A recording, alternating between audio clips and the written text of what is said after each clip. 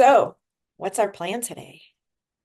Um, well, I kind of gave you a couple of just things You that were top did. for me. I don't know if you had anything from Osho that wanted to step forward.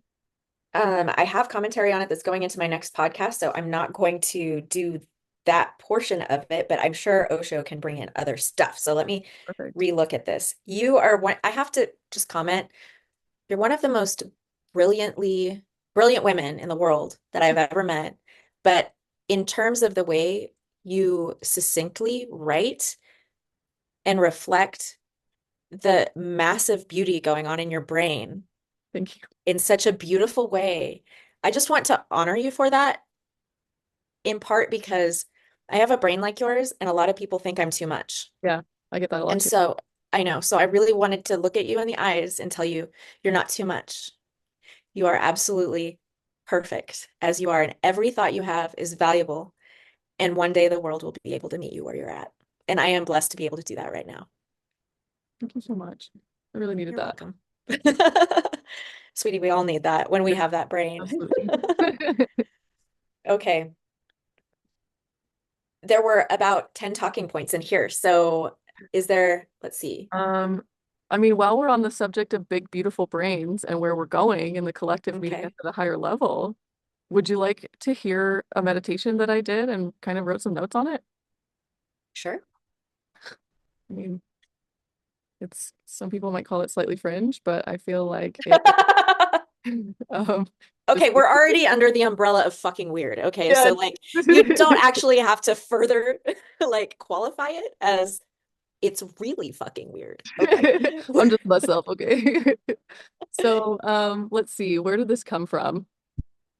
I'm part of an astral travel group that is mission is to liberate Gaia and free trapped souls that we find. And the idea is that if we solve the puzzles of Gaia, then we can take this healing beyond to other planets and other galaxies and the whole nine yards, whatever you want to call that. Mhm. It's kind of an Avengers scenario in a way. Love it. Um, and we went on something that triggered this, and I'm trying to remember what it was. Maybe it'll come to me as I read it. So I'll just kind of read my notes because I was looking for a higher perspective. Oh, I know what it was. This was Halloween, and we did a mission together, and we were reclaiming some pretty high level contracts for Gaia's sovereignty. We've gotten to a space where um, we like feel into what's present, and then we kind of set the stage for Gaia to come in and go, nope, that's mine. Nope, that's mine. I've got my, I've got my army here, basically. Um, and so we were at the table with I didn't quite catch who it was, but who stepped forward a couple days later was like Enki and Lil. And I don't know a whole lot about them mythologically, but the conversation I heard about it was interesting. And so as we were kind of sifting through this conversation, I'm always kind of taking a broader perspective because I want to see what else is going on. I don't want to have like a very narrow focus. And so I'm seeing like all the planets kind of like light up and do their thing. And they're like, yeah, they're like cheerleaders, like cheering on Gaia, like, yeah, you got this. And You go, girl. yeah, that's right. And Um, and so we reclaimed some pretty big contracts, and there was like technological interference on the planets, and like things were plugged into them and creating loops that it shouldn't be. It was like this big clusterfuck of stuff that shouldn't have been there. And so the team decided, okay, just everybody go around and unplug everything. And because the idea was let's have a hard system reboot and then allow the organic connections to replace themselves after that. Mhm. And so we got a little bit hung up in the weeds and we kind of ran out of time. And so I wanted to circle back and take it to a higher perspective and go, okay, what else can we see here? Because the next day, so one of the team members said, okay, it was I was unplugging stuff and clearing things out. She said I found like these pods that we were all in, like kind of a membrane. So you might want to check yourself and step out of that and clear yourself off. And everybody I've sees seen it that a little before. bit differently. And I know it's in layers and we all kind of come into different awarenesses as we do. And so I didn't see any of that when we were doing the mission or the next day. And so I was like, okay, well, let's just call in spirit and see what we can see from a higher level and see what we can kind of bring in to help shift this, whatever that means. So this is where this came from. Okay, so I asked Gaia to show me the highest level of this paradigm that I'm ready and able to work with. She took me to the edge of the Milky Way galaxy, and we looked at the vast extent of the infrastructure creating the distortions that we've been busting through. It looked like specks of rainbow in an otherwise black and white canvas. There's a network of wormholes that we are taking over, in some cases eliminating completely and others repurposing. I didn't get more detail than that, just saw some go away and some change color to match our frequency. There was a swan and an eagle outstretching their wings in a circle around something that looks like a harp but different. And as the harp started to play, it was lighting up an infinite staircase.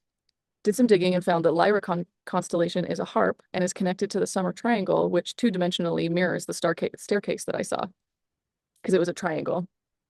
I asked to see the Milky Way as a disk with a protective bubble around it and started to see dark portals. One was aimed above the summer triangle and sending something dense into it. So we closed and sealed as many portals as I could see, removed symbols, which were weird because they looked cloaked, but I could still sense a glimmer of them, and made a huge vacuum to suck out as much of the slimy dark stuff as we could. It was so dense I had to shoot a harpoon through the middle and create a wind tunnel to increase the effectiveness of the vacuum. But I created a path from the outer portal to the eagle, to the harp, to the swan, and then to our sun and did 3 loops around our solar system.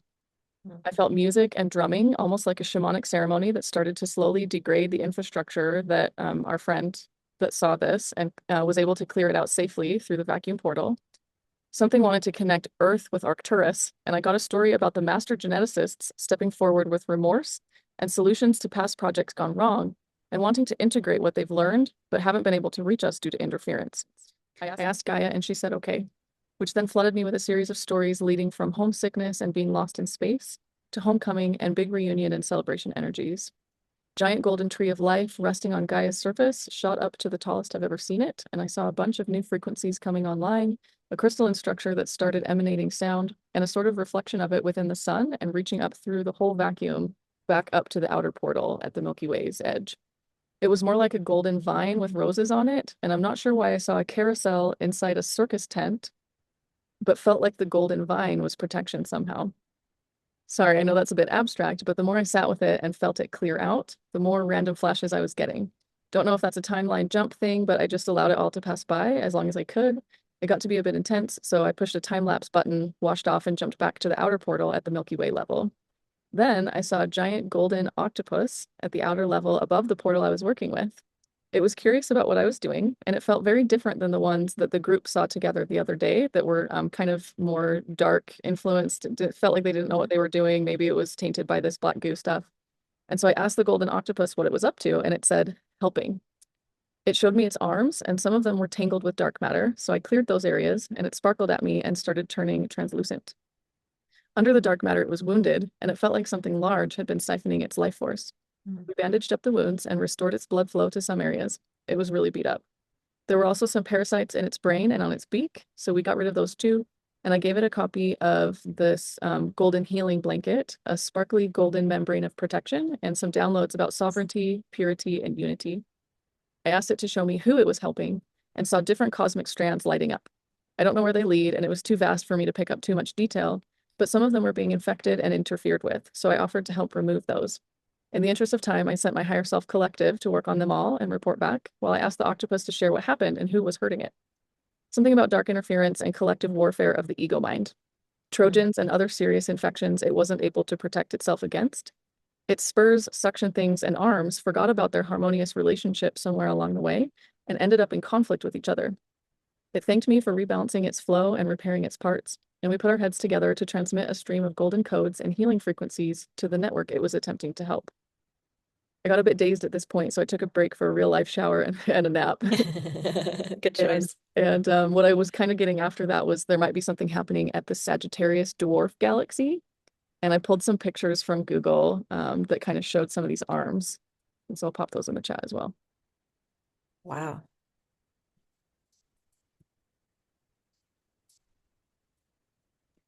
So on the bottom one that it's kind of blue, it looks like a disc, and then there's that other little kind of blob of mini galaxy thing. That's the Sagittarius dwarf. And what I was kind of getting is it has something to do with this Trojan virus infection thing. Like almost like there's some siphoning happening, like not sure which direction, but like it's like I see a ring. It's like it's a Taurus field. Okay. Yeah, Like, no, that makes sense. so this is what I'm seeing the Milky Way galaxy should be. but instead it's what it is because there's something kind of going like, meh, meh, meh, meh. No, you don't. And so it's all chaotic instead of in its perfection state. That's beautiful. I was talking about the toral field in my podcast all yesterday too. So it's everything. Hmm. It's everything. This is so cool because I've not actually been in a position to like talk with anyone else about galactic stuff. I It's mean, I'm that's Arcturian, yeah. but I'm not, I don't even know Earth geography. So to see this is really cool for me. It's really cool for me. And that's my Audrey self. My Osho side knows everything already, but that's amazing. Thank you so much. Absolutely. Thanks for giving my brain a platform to kind of No, focus on I this. want to hear all of the thoughts that you have I've when shared it with the people and they're all like, I don't know. Like one's like, oh, that's kind of French. And somebody else is like, I had to read over that like 4 or 5 times. I don't know if I'm ready for octopus people. And so I'm just like, why okay, is that French? I've connected to the octopus. I have absolutely, in fact, the first time I did, I don't want to interrupt what you're saying. okay. I was in a Star Mothers, like on a ship in a vision that I was channeling, where it was Star Mothers from everywhere that were taking form or not. But there was an octopus mother that was there, and she was actually like in this cylindrical tank at a table with everybody and was telepathically communicating. And I was just like, what is happening? And that was before I even had a point of reference for octopus being part of any of this. This was before I was involved in any community. I'm just like minding my own business, walking in the dark in my neighborhood, going, what the fuck is happening? So, but that's incredible. Like what you saw, this golden octopus, it felt immediately like it was part of the lineage of the Sophias that had been infiltrated. I mean, we are part of that as well, but like, We're like derivatives of it. yeah, like we're muddied out by other influences, but this golden octopus is at a higher frequency, Mhm. and she got tangled, and I just love that you helped, and I feel like that's what is being done for us right now energetically, is that we have help on the way too. So Well, I definitely resonate with it because I have this pattern that I wasn't seeing, but in the last couple years have seen more and more of and gotten more comfortable like working with and admitting that like I've on a lot of levels been too entangled to see straight. And so that's been part of the challenge of like the discernment of what really is in my highest good and what is it that I'm entangled with and like learning to bridge the difference and like move through that has been an interesting journey. And so an adventure. yeah, but I definitely felt very resonant with this octopus that was too entangled to see straight. And it felt much more clear by the end of that exercise. And the way I'm kind of do you know the like kid toys that it's like on a string, but there's like something in the middle and you like spin it like this and then you can pull it tight and it like spins faster. Mhm. Like that's kind of how I saw the network of golden streams that it was like helping within the galaxy as I was like sitting with it along the outside edge. And so there's something about that that's creating a kind of a spin in my mind that's making me wonder about this whole concept of the Milky Way maybe being meant to look differently than it does now. Like what if the Milky Way is supposed to be void? Or like we just hit on like it's supposed to be this toroidal field and there's a void space in the middle. But it's all skewampus because of whatever. Well, the law of correspondence would say that because we're infiltrated with something that's impacted our blueprint in a negative way, that would be mirrored in every aspect of every emanation of creation that is needing cleaned up in the cycle of like coming back to order from chaos. And so I think that's a really viable theory, honestly, Yeah. because everything is a mirror of everything else. It's part of the laws. So yeah. Yeah. There's this thing about discernment too, about what reflections are appropriate to look at and which ones aren't. Like which ones are like infinite reflections because there's too many mirrors going on. And it loops. And so like having the discernment to disconnect from loops and this is a really big problem. It's not just It a is. galactic problem, it's a universal problem. So like my problem solver brain is kind of on overload going, okay, how do we fix this? How do we The truly vision, impact it and make a difference? so the vision that you shared of the carousel inside of the circus tent really resonates for me because it is a loop inside a circus tent that's a show. But if you ever watch Mary Poppins, when they go into the other world, all those horses go off the carousel and I have chills. They start going off on their own path. And that's part, I feel like, of the samsara, that wheel of reincarnation that's trapped souls here, that has created such, like, you're wording the gobbledygook of like pseudo remembrance that's unclear, that's really clouded up every aspect. So we've been everything. At this point, the souls have been trapped here for so long. We haven't been able to be purified with source. We just recycle. And so there's like this residue that's left over from each incarnation, which is allowing people now to not be able to identify as a gender or as like, know what they want to do for a living or what relationship they want to be in, because none of it feels perfectly resonant because we have so much residue from things that are also us. So we are in essence all of these things, but we've been trapped. It's just like our computer is slow because we don't have enough space left, you know? Mhm. And so to be freed from that loop has to be mirrored in everything, that we've been in an infinite loop, that confusion and chaos, we just keep living the same thing over and over, not knowing that we're in a loop because there's lack of awareness around it, which describes like a 9 to 5 grind and being stuck in traffic and just waiting for the next holiday. And all that is just, it eats itself. And that's been so many lifetimes. And so I think that in part what you're doing, like aside from it being incredibly important and beautiful, is that every one thing affects another thing. So as you're working galactically to clear out these loops, it affects our loops as much because it will fall into order because they're all connected to each other. Thank you for your service. Oh, thank you for that. It's like it's kind of like a different way to clear shadow in a way. Like a lot of people Totally. I feel like are focused on either what's in front of them or what's resonant to them. And like maybe it's just my ability to think outside the box and this is how I operate. But it's like, okay, if we're standing here, but we also have a viewpoint over here, then if you're doing work here and I'm doing work here, then eventually we're gonna meet in the middle and then it's just all gonna boom. And so I think Well, and like not everyone's letting me called. it's also less do, patience because I'm like, I just want it to happen now. I want to see what's next. right? At least I feel like momentum has started and I'm really excited about that. I just don't like waiting and time is so stupid. I mean, okay, I shouldn't say that. It's been challenging to navigate in a way that feels expansive for myself. How about that? That's a way to That's word it. great. I love it. Thank you. I'm just trying to speak blessings to the things that agitate me. Like, No, like not every when I was in grad school for social work, there were people that wanted to be micro or macro social workers. Macro social workers wanting to work with the systems, and micro, which is what I wanted to do, which is work with people's stories and their individual challenges. But you need both or nothing gets done. And so you're like on the macro level, and I'm all about the micro. I always will be. I just care so much about the stories. So between those, they affect each other. I mean, there's no way for it not to affect each yeah, other. And I personally think that the macro is the harder one because there's less heart moments that you can feel yeah, as a almost like a reward. You know, when I make an individual difference in a person's life, I get the warm fuzzies. I get to see the actual like how that looks when someone's life is improved. But when you're working on a macro level, you actually have to be in for the long haul and like wait to see waves that are usually not able to materialize in time to give you an immediate reward, right. right? Yeah. Because it takes time for everything to order itself. So I think it's harder to be a macro anything. So thank you again for your service. Well, and I convolute it for myself too because that's not the only place that I operate because I do like those the gratifications of feeling the warm and fuzzies on certain levels, but I'm learning the discernment to be more careful about spreading my energy too thin because if I'm already working on the macro level and dabbling in the micro level, I don't want to have too much of a foot in the micro level because then I lose sight over here and then like we don't want to neglect either side and it's like it's just another reflection of me walking in two worlds and like so So you're a bridge. I'm having to learn like what is the right balance with all of that so that I can actually still accomplish stuff because just as much as you said about needing both sides in order to accomplish anything. Well, I feel like I do both sides myself, and then I'm doing too much, and then I don't accomplish anything. And so it's this really fine So line. you loop. Yeah, totally. Isn't that interesting how that all mirrors itself? Yeah. So many mirrors. Okay. Like Man. So maybe start on the higher level then, and we'll drill down.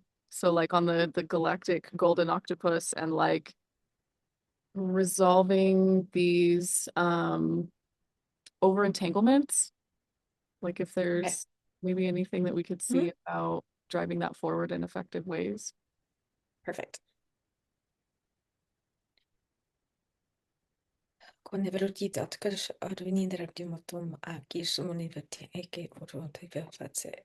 So because everything is mirrored, the he's showing me like hair, like on our heads. The very fine nature of that hair is intended as like one of those things that we're given that is a clue to other bigger things. The fact that it is movable and it can go in many different directions or be ordered, the fact that it can get tangled, it can get dirty, it can be clumped together like dreadlocks, all the things that we can do with our hair are mirrors of what kind of galactically the grid can look like in terms of like plasma light. The grid, it changes density as you move outward in the galaxy. The density of the grid or the blueprint of existence changes its elemental makeup.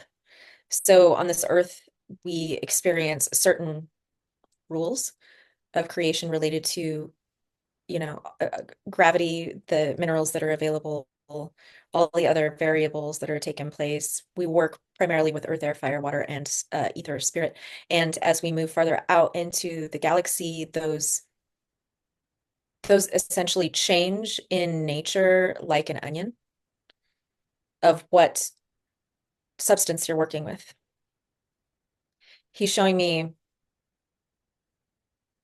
that the closest thing we can understand as humans in this awareness in this incarnation is the way one can work with hair, basically in the mastery of hair. He's showing me the Hopi people that they have these enormous length of hair and they master it. And actually now I'm seeing the why of this. This is so cool because the women in the Hopi tribe, they make these large toroidal buns on either side of their head.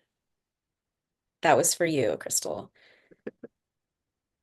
They're toroidal sides on their head because they are seen as they're shaped that way, the pineal gland ends up in the middle of the toroidal flow. And so the ordering of their own texture and patterning of their energy source that is from their crown is ordered into a perfectly shaped toroidal field with, as you look at them as a whole, they create a perfect interdimensional movement of energy, intentionally spaced around the ear, which has within its cochlear shell inside of the ear is a sacred spiral as well. It is an amplifier of portals within our own ears, creating that perfect harmony and connectivity to spirit. This is freaking wild, Crystal.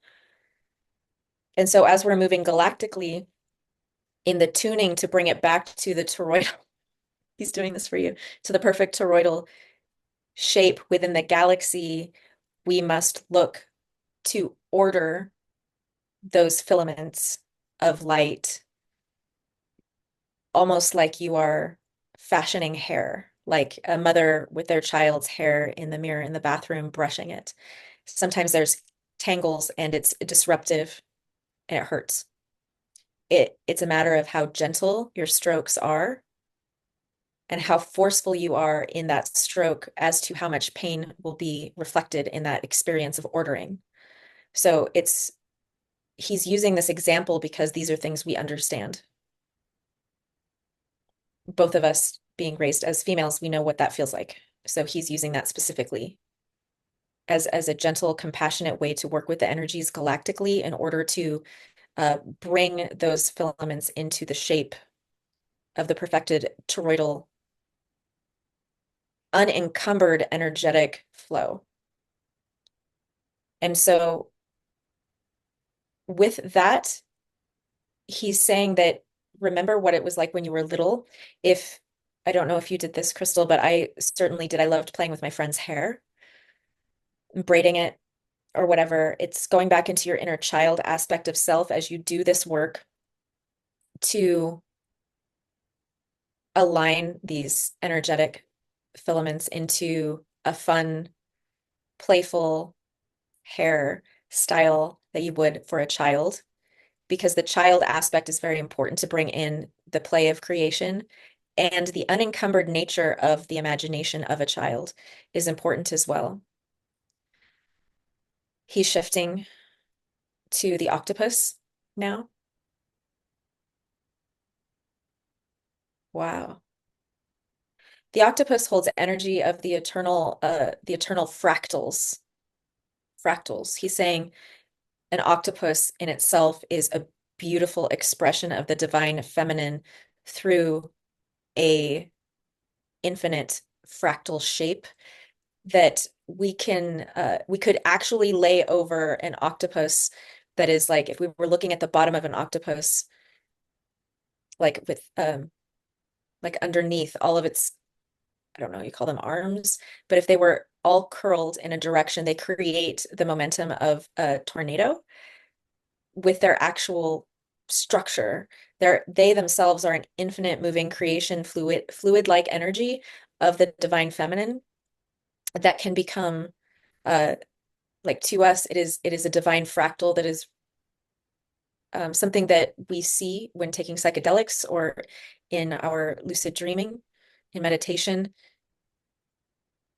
It is deeply, deeply sacred and deeply connected to the divine feminine in its ability to act within a space that appears void, to create and also act as a shapeshifter. There are many lessons to be learned from the octopus. And what you did galactically with this octopus, the reason she is beaten up is because she is an emanation galactically of the divine feminine who was intending to weave and hoping to weave this beautiful tapestry of energy, but was bound and restricted in her freedom to do so, which in her efforts to do so while being bound caused injury. But her persistence is a mirror of all divine feminine persistence of creation, despite any restriction, there will be a drive to continue to create, beautify, and order things. What is needed is also to bring in, there's a salve. It's it's a golden salve of creation energy of the Divine Mother, what we would, um, yes, okay. The 12th dimensional Sophia creation space holds a texture within its void that is fertile and healing and less etheric and more custard-like than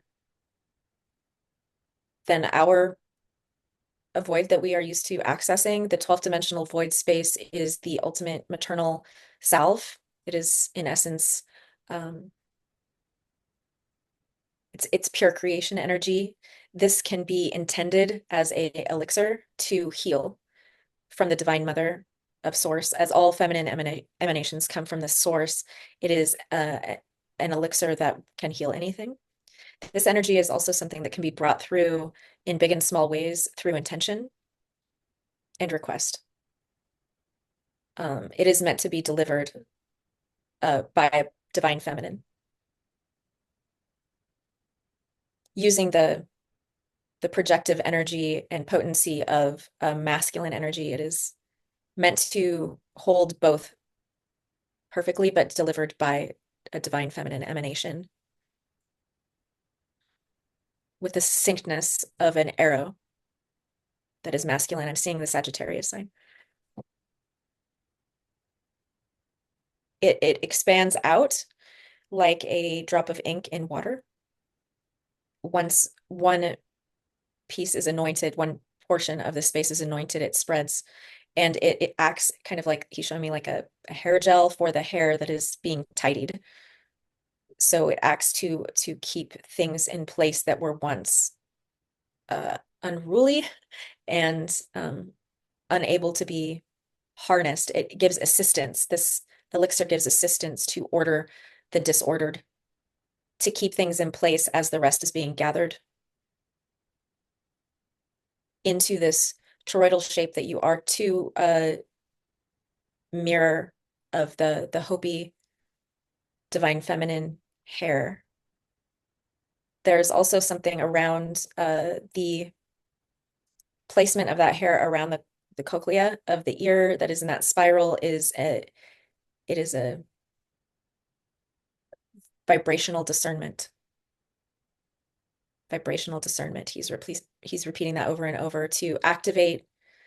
We are needing to activate our vibrational discernment individually, that can be activated through the activation of the galactic toroidal field being ordered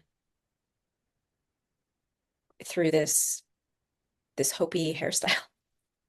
The center of which would be considered an eye of a storm of stillness and of complete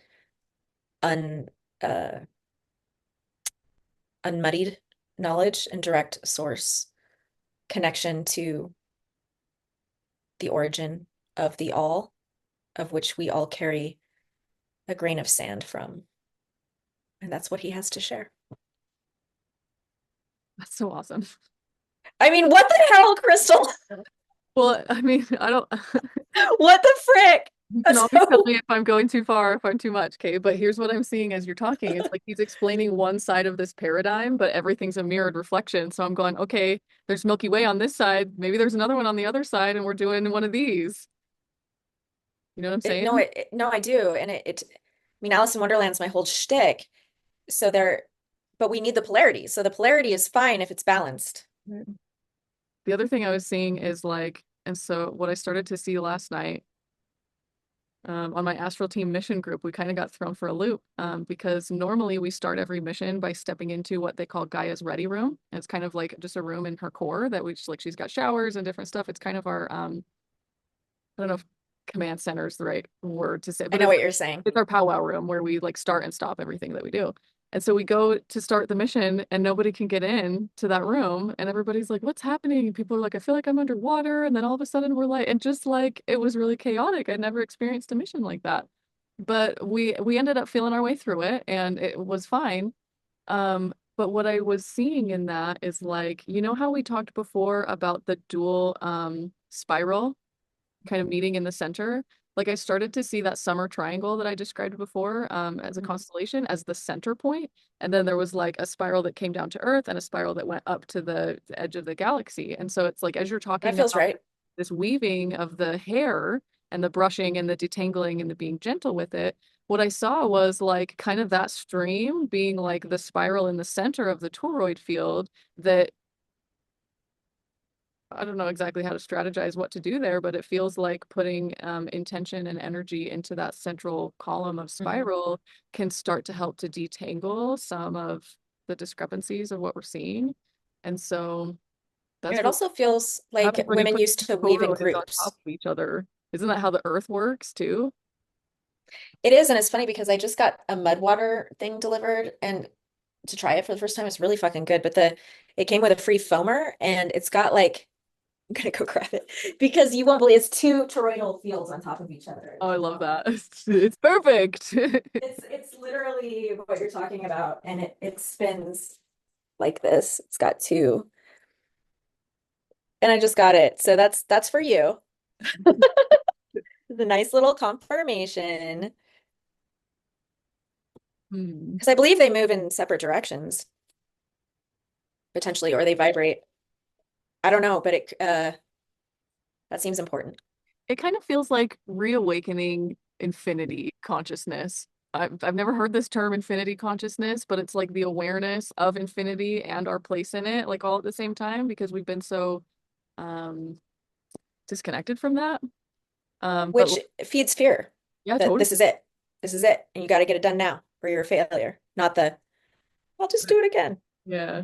Well, it's like this double toroid field is almost like the zero point in a way, even though it's not exactly stillness because but it's like it's that thing where everything is everything all the time. And so Um, I don't, it's Einstein's something that I've seen. I don't know if it's theory, it's probably his theory of relativity where I've seen this kind of energy field that like starts at the center point and you have your central column that goes up and down, but what we don't often realize is that it goes down, it loops around, it comes and makes an axis point, and then it loops around again, and then it comes down the channel. And so it's a big figure eight. And that's what I mean by the infinity of it is like it's like the axis point is the center and we forgot about the loops on the side. And so we're just layer by layer expanding our awareness to be able to step into that remembrance of, you know, we can be any and all things at any given time. And maybe then that's where our multidimensionality comes in. And so we're just like expanding our ability to step into that to be like, well, I want to do this today, or I want to do this other thing. Mhm. I want to be an octopus today, and I'll come back to this life tomorrow, or whatever. And why not? Why can't we be infinite, unlimited We absolutely like that? can because when we master our 3D experience and are able to bridge ourselves to the 5D and beyond, we are able to access that limitless potential. And not only that, but because we've been so separated from nature and the cycles and the hermetic principles to know that we do have the creation capacity within ourselves, I think people would remember those things you're talking about if they just paid attention to any part of nature at all. That's right. If they just like spent an afternoon outside and weren't on their phones and they were just like looking at the patterns in what's growing or even just like the tree that was cut down and looking at the patterning, they'd be like, oh, they'd get it. It has its own activation within it.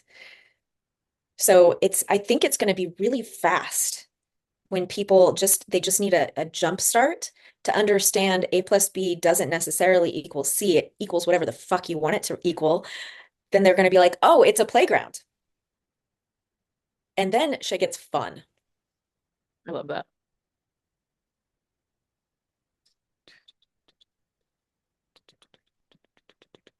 I love what was said about the salve of creation too. It makes me feel better about like I feel like I've been kind of stuck in some density the last few days because I've been making a lot of changes in my personal life and you know, trying to release things that are maybe on subtle subconscious levels kind of holding me back from pushing stuff like this forward in a big way. And so I've been like just going through the trenches of like, you know, what is this density and kind of having some paranoia and like questioning people and what they're doing.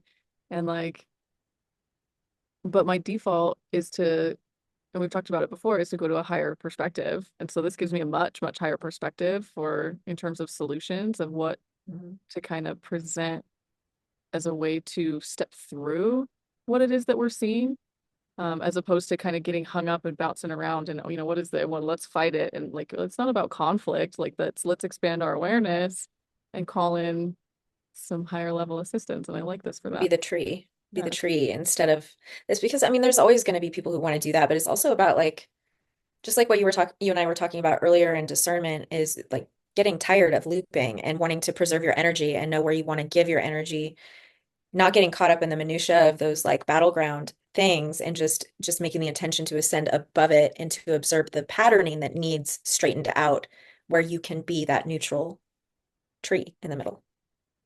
It's a great reminder.